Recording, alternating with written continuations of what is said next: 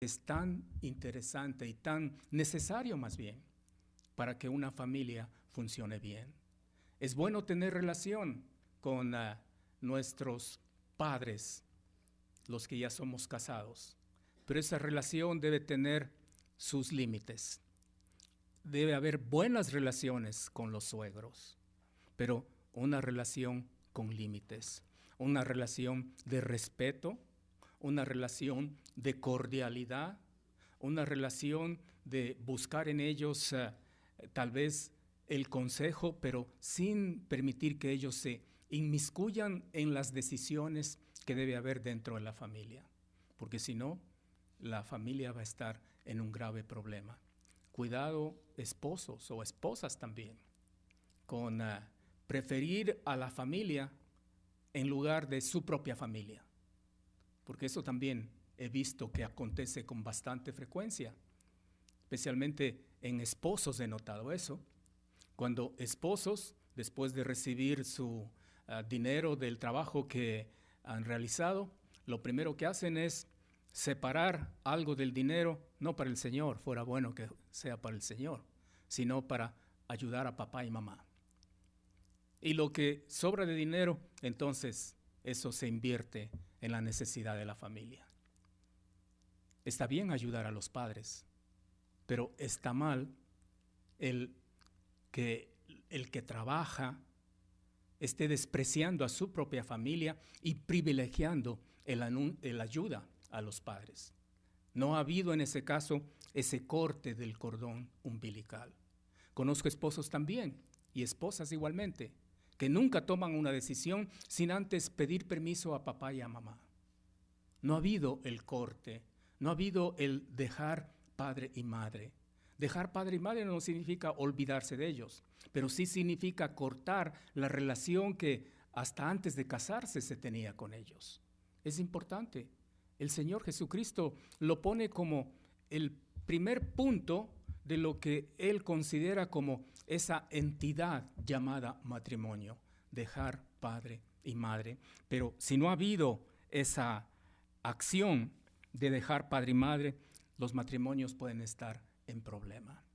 Pero además de un dejar, notamos que debe haber un unirse, porque dice, dejará padre y madre. ¿Y qué más dice después? Se unirá a su mujer. Unirse. Este verbo unirse es un verbo muy interesante también. El verbo unirse significa pegarse el uno al otro. Es como cuando uno toma dos piezas y utiliza ese pegamento instantáneo. No sé si ustedes han tenido oportunidad de usar ese pegamento instantáneo, que tan pronto las dos piezas se unen, pues ya es difícil despegarlos. No digo imposible, pero difícil. Uno puede despegarlos, pero las piezas se dañan, porque una parte de la una queda en la otra y de esa manera las piezas ya no son iguales. Bueno, el verbo unirse, cuando dice se unirá, es ese verbo de pegarse el uno al otro. Y eso es lo que sucede cuando tiene lugar un matrimonio. El esposo y la esposa se pegan el uno al otro, quedan pegados. Se unirá a su mujer. Ahora, en nuestra sociedad, esto de unirse tiene varios pasos también. Yo no sé cómo será la situación acá en Colombia, pero en mi país, en el país del cual yo provengo, para unirse en matrimonio, en primer lugar se necesita que los dos, hombre y mujer, estén dispuestos voluntariamente a casarse, porque nadie debe casarse por obligación o porque ya eso tiene que hacerse, no, es algo voluntario. Las partes voluntariamente tienen que estar de acuerdo con casarse. Y dentro de eso, lo más importante es discernir la voluntad de Dios. Si Dios quiere que el hombre y la mujer se casen, entonces ya está el primer paso. Es una decisión voluntaria. Pero además de esa decisión voluntaria, es necesario que los que se casan recurran a una entidad de gobierno para que allí se produzca lo que nosotros llamamos el matrimonio civil. Es una entidad gubernamental que establece y registra el cambio de estado civil de las personas. Dejan de estar solteras y pasan a estar en un estado civil de casados. Eso se hace ante un juez. Y después de eso viene lo que se conoce como el matrimonio eclesiástico, que no es una obligación. La Biblia en ningún lugar da el mandato de que debe haber una ceremonia eclesiástica.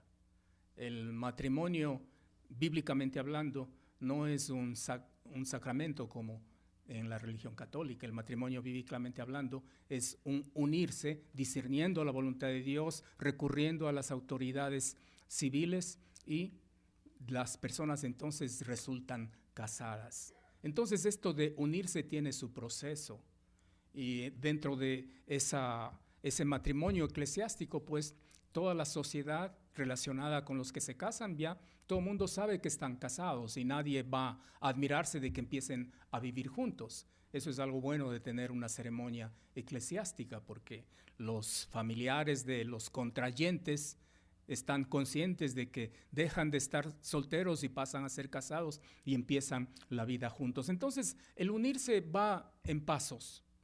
Muchos se ha dicho de que el matrimonio es un pacto, primero ante Dios, un pacto ante las autoridades del país también, y luego un pacto también con las personas relacionadas con los contrayentes, un unirse. Pero lo que debe quedar claro en nuestra mente es que el matrimonio, cuando habla de unirse, está hablando de pegarse el uno al otro, una pega que no se puede separar.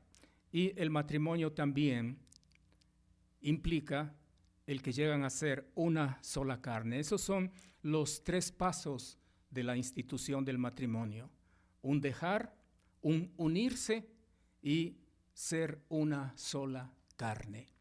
Una sola carne habla de que hombre que se ha casado y mujer que se ha casado llegan a ser uno, tanto en espíritu como en alma y como en cuerpo.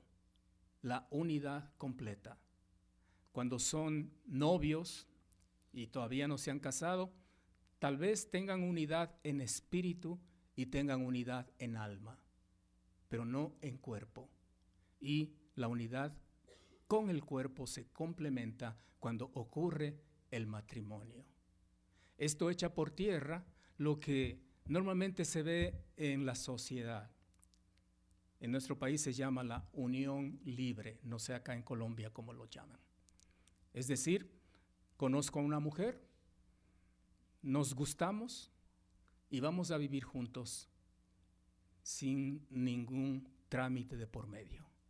Unión libre. Pero la unión libre no es la voluntad de Dios. Dios tiene un término muy fuerte para unión libre. Dios lo llama fornicación. No quiero ofender a nadie que tal vez esté en esas condiciones, pero si una pareja no ha dado estos pasos y están viviendo juntos, me refiero a que no se han separado de padre y madre, no se han unido en matrimonio, pero están viviendo como que fuera una sola carne, bíblicamente hablando, están en fornicación. Y lo que necesitan es, lo antes posible, legalizar su unión. ¿Por medio de qué? Por medio de dar los pasos que dice la palabra de Dios y llegar a casarse. Y de esa manera el matrimonio estará ya de acuerdo con lo que es la voluntad de Dios. Entonces, tengamos claro en nuestra mente que el modelo de Dios, recuerde que estamos hablando de dejar un modelo del mundo y estamos hablando de adoptar el modelo de Dios, porque el modelo del mundo no ha producido nada bueno. Entonces es necesario mirar atrás hacia el modelo de Dios y recuperar lo que Dios quiere para el matrimonio. El modelo de Dios, conociendo que Él es el creador, implica varios pasos, implica que debe haber un dejar. de haber un unirse y de haber un llegar a ser una sola carne. Es el modelo de Dios. Pero, ¿qué más dijo el Señor Jesús en cuanto al matrimonio según el modelo de Dios? Note lo que dice Mateo 19:6. Así que no son ya más dos, sino una sola carne.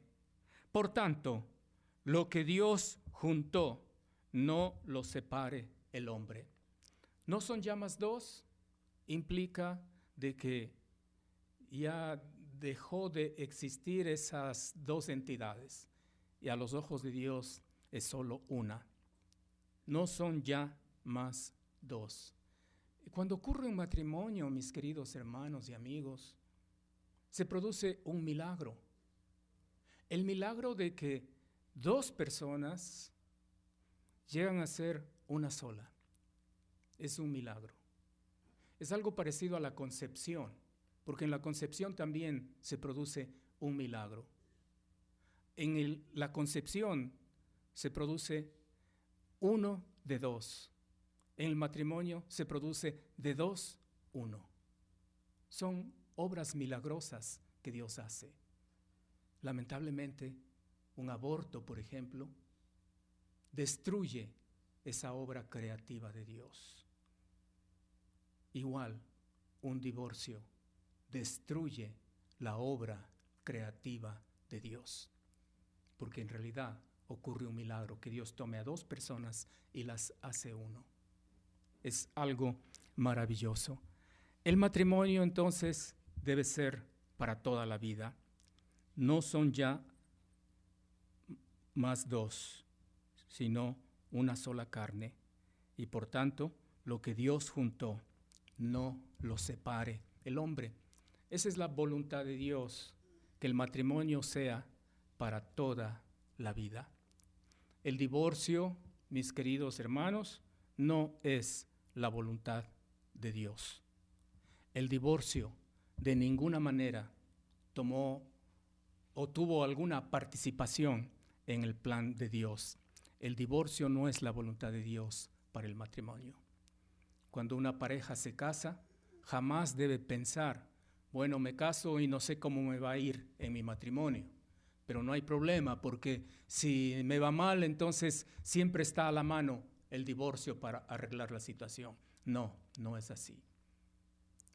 El plan que queremos adoptar en nuestras familias, el plan de Dios que sí funciona para una familia, es ese plan que dice, nos casamos y vamos a permanecer casados pase lo que pase. Y Dios nos va a dar la suficiente gracia para que podamos arreglar cualquier situación que se presente en nuestro matrimonio. Porque en cierto sentido, eso es lo que se promete cuando uno se casa, al menos en la ceremonia eclesiástica, ¿no es cierto? ¿Qué es lo que prometemos los esposos cuando nos casamos normalmente?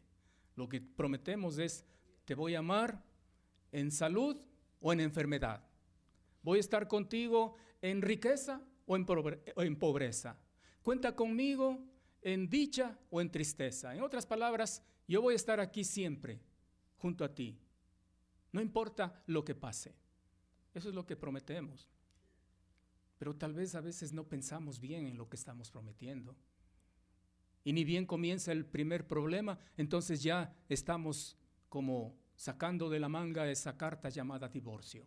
Ah, si no te arreglas, mira, me voy a divorciar. Es como en los partidos de fútbol, ¿vio? Cuando alguien hace una falta muy fea, el árbitro le saca tarjeta amarilla. Está amonestado. A veces en los matrimonios veo que sacan esa tarjeta divorcio. Ah, si no te portas bien, mira, aquí está. Estás amonestada. Porque la próxima me divorcio. ¿Y cómo es eso? El divorcio no es la voluntad de Dios. El divorcio no debe estar en el lenguaje que se maneja dentro de una pareja, dentro de los esposos. El divorcio no es la divina pomada que arregla todos los problemas dentro del matrimonio. La palabra de Dios es muy severa cuando se refiere al tema del divorcio. Vamos a ver, por ejemplo, en Malaquías, capítulo 2, libro de Malaquías, es bien fácil encontrarlo porque es justo antes de Mateo, así que no van a tener problema en encontrar rápido el libro de Malaquías. Pero allí en el libro de Malaquías, capítulo 2, desde el versículo 10 hasta el versículo 17, se nos habla acerca de justamente lo que estamos hablando, el divorcio. Lo que pasa es que en la sociedad en la cual Malaquías recibió su revelación de parte de Dios, la gente estaba divorciándose por cualquier situación. Cualquier motivo que usted pueda imaginar era suficiente razón como para divorciarse y terminar con un matrimonio. Y note lo que dice la palabra de Dios acá en Malaquías 2 del 10 en adelante. ¿No tenemos todos un mismo Padre? ¿No nos ha creado un mismo Dios? ¿Por qué pues nos portamos deslealmente el uno contra el otro, profanando el pacto de nuestros padres? Interesante, ¿no? Al hablar de divorcio, Dios dice que es un comportamiento desleal.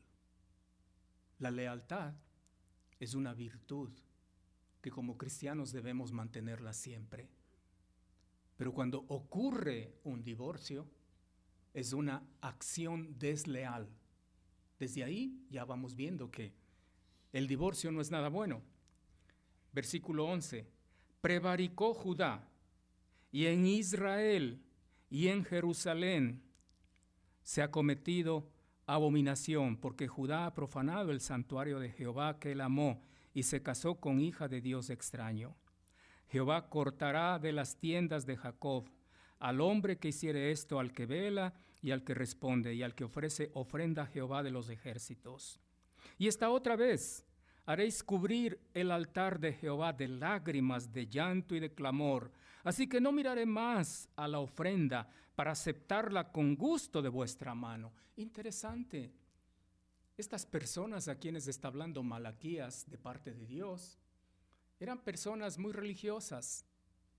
Eran personas que se acercaban al altar y ahí se iban en lágrimas.